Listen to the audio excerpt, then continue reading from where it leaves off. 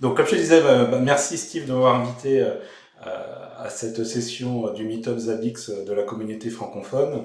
Donc, je suis Johnny Da Silva, chef d'entreprise Actions Cloud Services. Et donc, en premier slide, je voulais vous montrer un petit peu l'activité de mon entreprise, parce que je pense que c'est important de poser les difficultés et les contraintes qu'on a et l'importance de la supervision qu'on peut avoir dans mon métier. Donc, on a trois grands métiers chez nous. Le premier, c'est un métier de cloud provider.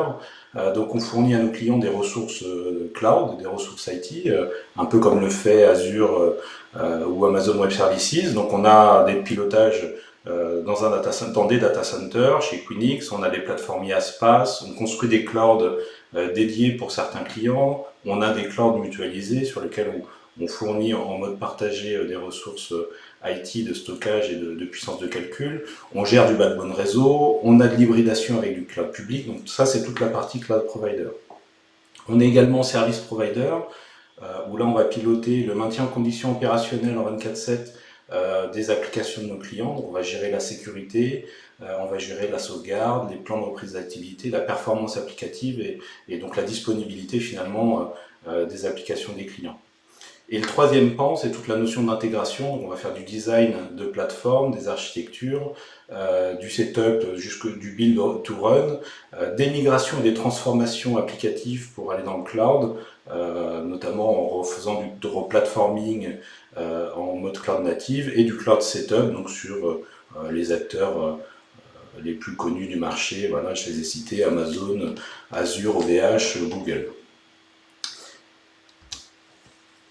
Donc notre vocation, c'est vraiment de piloter les applications de nos clients sur des plateformes qui sont hébergées soit chez nous, soit dans le cloud public, avec trois grands piliers, donc la disponibilité des applications, la performance et la sécurité. Et vous le comprenez, effectivement, la supervision, encore une fois, est vraiment au cœur de notre métier. C'est même un des fondamentaux, c'est le fondamental finalement du métier d'infogéreur. Sans supervision, on n'est pas capable de pouvoir piloter, de délivrer nos services. D'ailleurs, j'ai mis une image un petit peu rigolote à ce sujet, parce qu'effectivement, voilà, sans supervision, c'est un peu comme un pilote d'avion qui ne voit pas très clair et qui est incapable de contrôler ses tableaux de bord, de pouvoir atterrir ou décoller correctement. Donc c'est un élément qui est important. Donc sur notre contexte, l'état des lieux, on est répartis sur 5 data centers à Paris et à Lyon, on gère plus de 3000 équipements, on a des centaines de technologies qu'on pilote différentes, des bases de données, des middleware, enfin c'est très très très varié.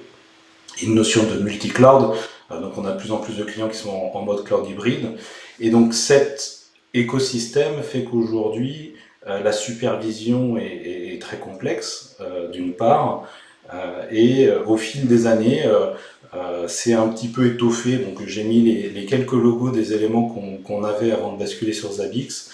Donc on avait historiquement de l'IP Monitor, qui est un outil qui est assez vieux maintenant et qui avait beaucoup de limites. On avait du Lisinga sur cette plateforme, avec du Grafana pour avoir des dashboards chez les clients, du Prometheus sur la partie conteneur.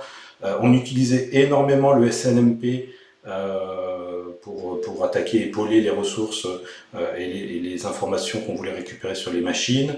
On avait un mix entre des alertes SMS, des alertes mail, beaucoup de scripts maison, donc vraiment une grosse difficulté. Ça, c'était le constat, l'état des lieux. Au fur et à mesure des années et de la complexité et de l'évolution technologique, on s'est retrouvé avec un amalgame, un pot pourri, je dirais même, d'outils de supervision, les uns à côté des autres, sans une cohérence globale.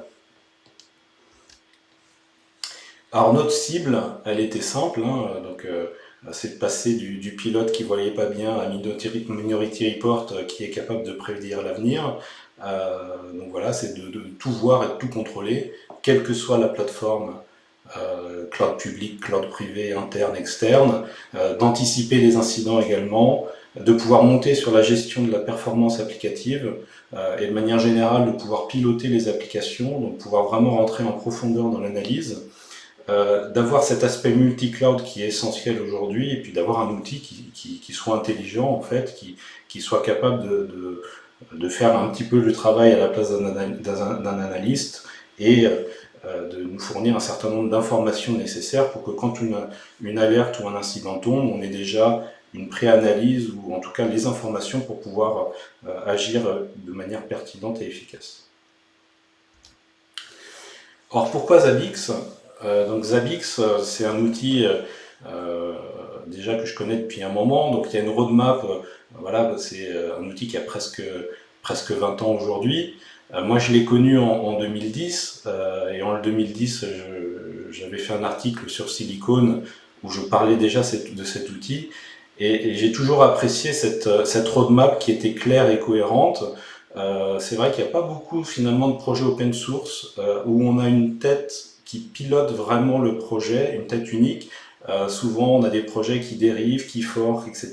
Là depuis presque 20 ans, on a Alexei et sa structure SIA voilà, qui pilote vraiment cette roadmap, et pour moi c'est clair et cohérent. Donc ça c'est très rassurant pour moi, je sens qu'il y a une vraie longévité du produit, une vraie cohérence, et c'est un produit d'avenir, parce qu'il y a des investissements et en tout cas une roadmap qui est pertinente.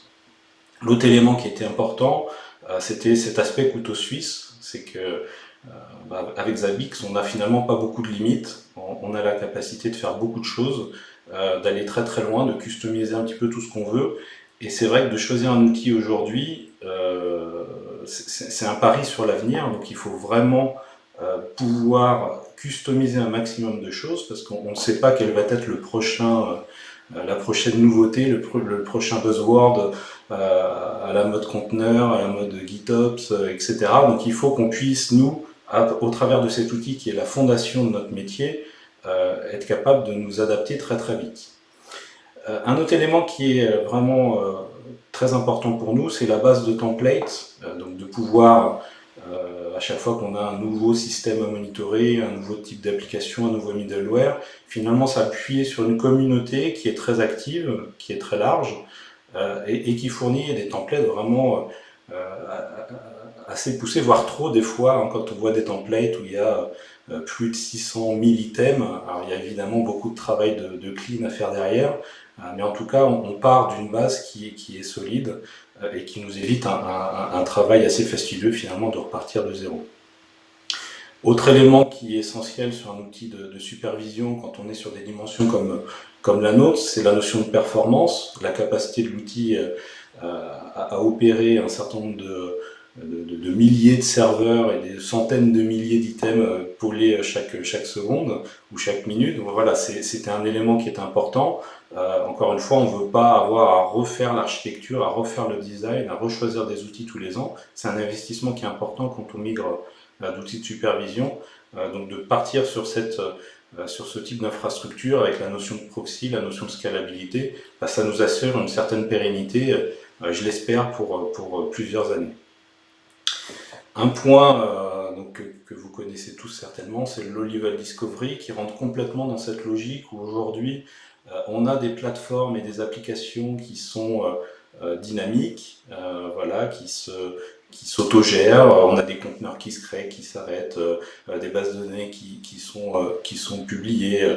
Donc cette notion finalement de dynamisme, il faut qu'il puisse être intégré dans l'outil, et pas avoir un opérateur qui va, à chaque fois que quelque chose bouge sur l'infrastructure, devoir aller déployer des compteurs.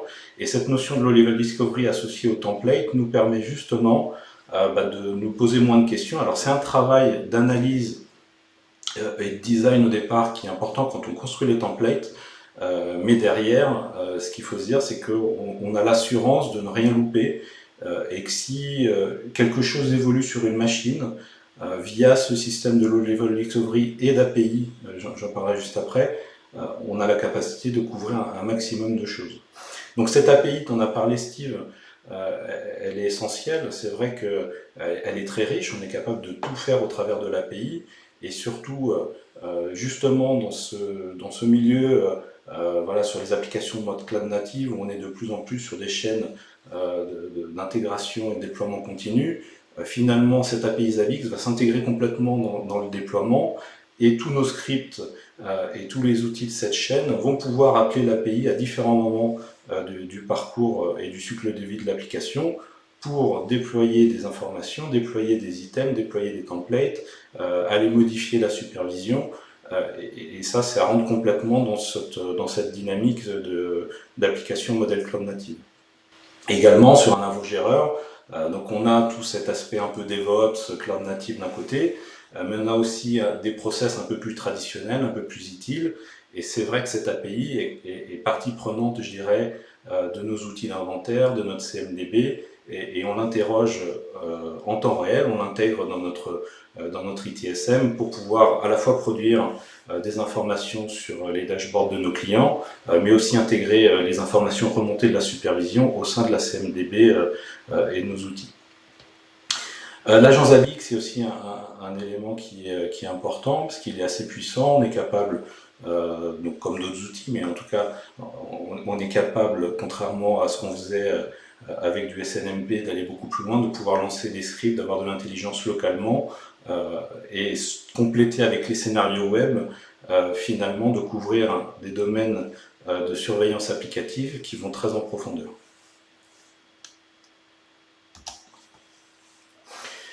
Alors comment on a fait cette migration? Donc rappelez-vous, le slide d'avant, on était sur donc un environnement complexe, encore une fois, avec plein de clients, plein de plateformes, plein de technologies, et surtout plein d'outils de supervision. Donc le premier rapport avec les équipes techniques a été plutôt une résistance au changement. On n'y arrivera jamais, c'est trop compliqué, pourquoi Zabbix, pourquoi pas un autre, et il faut faire des POC, il faut faire de la R&D, puis voilà, c'était assez compliqué. Donc pour accélérer, pour prendre un raccourci, je dirais, j'ai appelé mon ami Steve, et il m'a beaucoup aidé effectivement dans cette première démarche, déjà à convaincre les équipes, et finalement à rassurer les équipes sur le fait qu'elles allaient être accompagnées, appuyées d'un expert, et qu'on allait pouvoir justement passer à côté de tous les pièges qu'il peut y avoir quand on change un outil de supervision. Donc on a rapidement fait un POC rapide et concluant pour démontrer finalement que l'outil répondait à un certain nombre de contraintes qu'on avait avec nos outils historiques, et là notamment avec le Low Level Discovery, de dire voilà, aujourd'hui il y a plein de choses qu'on va automatiser au travers de cet outil, et il y a eu cet effet waouh. Très rapidement les équipes techniques ont compris la puissance du moteur de Zabbix et cette capacité d'industrialisation. Donc on a impliqué les équipes techniques très tôt dans le processus.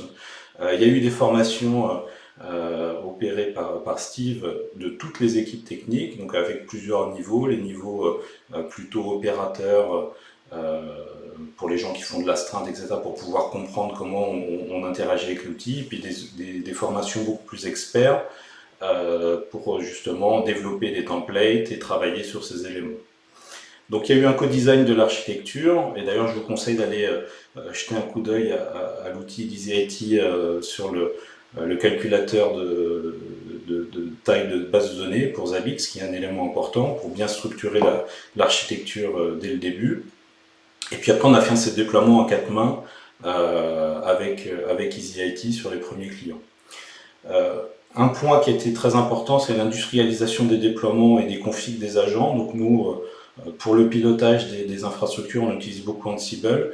C'est un élément à prendre en compte parce que dans Zabbix, le fichier de conf de l'agent est quelque chose qu'il faut être en mesure de modifier régulièrement, parce qu'on peut faire des user parameters, on a des paramètres, des scripts et des éléments à rajouter.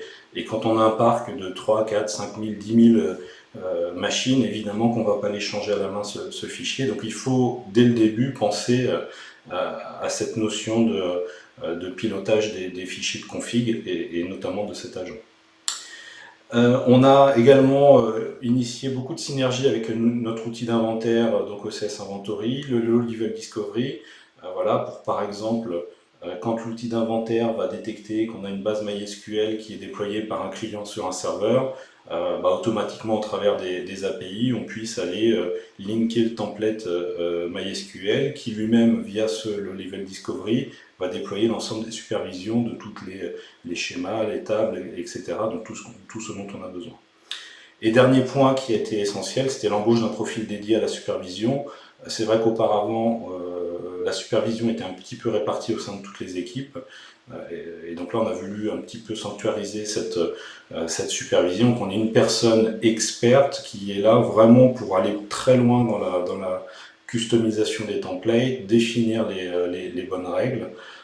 Et donc voilà, donc sur la petite frise en bas, je ne vais pas rentrer dans le détail, mais on a commencé en décembre 2019. Aujourd'hui, on prévoit un plan de migration massif des clients sur 2020. On a déjà plusieurs clients qui ont migré. Là, on est vraiment dans une phase où on customise les templates pour chaque middleware, chaque base de données, chaque type de plateforme. On construit des templates Axians, qui sont des templates souvent issus déjà de templates existants qu'on va vraiment customiser à notre sauce et qu'on utilise après de manière automatisée. Alors là, je vais passer sur les points un peu négatifs, parce que tout n'est pas rose non plus, hein, il y a forcément des points un petit peu d'amélioration. Alors quand on est dans un contexte complexe comme le nôtre, où finalement on a une matrice sur les équipes, alors donc nous on fait du 24/7 avec des équipes en Guadeloupe, en Nouvelle-Calédonie, à Paris, à Lyon, donc déjà on a cette notion multi-équipe, multi-compétences, parce que chaque équipe chaque personne est dans une expertise particulière du réseau, du cloud, de la supervision. En plus, on a des niveaux 1, niveau 2, niveau 3. Et quand on mixe ça avec la notion d'heure ouvrée, d'heure non ouvrée, des alertes qui doivent tomber que le week-end, mais pas en heure ouvrée, et en heure ouvrée dans certains cas. On a des clients où on fait de l'heure ouvrée étendue, par exemple le samedi, parce que les magasins de ces clients sont ouverts. On a les jours fériés. Donc tout ça, ça commence à devenir assez compliqué à gérer.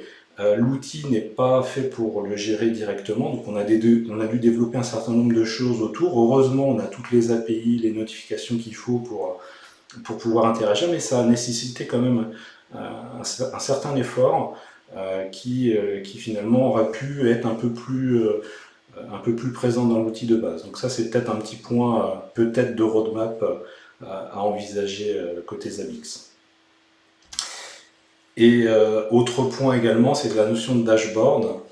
Alors c'est vrai qu'on a la possibilité de faire des graphes, on a la possibilité d'avoir des maps, des screens, mais c'est très compliqué aujourd'hui d'avoir simplement une vue par serveur de tous les graphes qu'on peut mettre d'ailleurs dans les templates.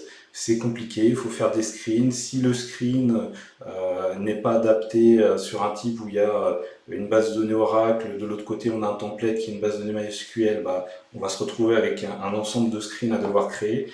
Franchement, c'est très compliqué. Du coup, pour le moment, on a mis ça de côté et on utilise finalement Grafana pour cette partie dashboard, en espérant qu'un jour, effectivement, on puisse profiter d'une interface un petit peu plus simple sur cette partie screen, même si on est capable de faire beaucoup de choses, hein, encore une fois, avec l'outil, les maps, et les graphes, et les screens, et les maps qui sont dans les templates, mais ça reste quand même très compliqué.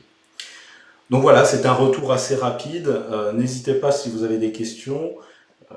Donc encore une fois, l'idée c'était de vous montrer toute la puissance de l'outil, qu'on est vraiment capable de le faire fonctionner dans un environnement de production très complexe, multi-cloud, et qui aujourd'hui vraiment nous apporte énormément de plus-value et qui nous permet justement d'aller beaucoup plus loin dans la surveillance de plateformes de nos clients, et ça dans un modèle complètement industrialisé et très automatisé. Voilà, donc je vous remercie pour cette écoute.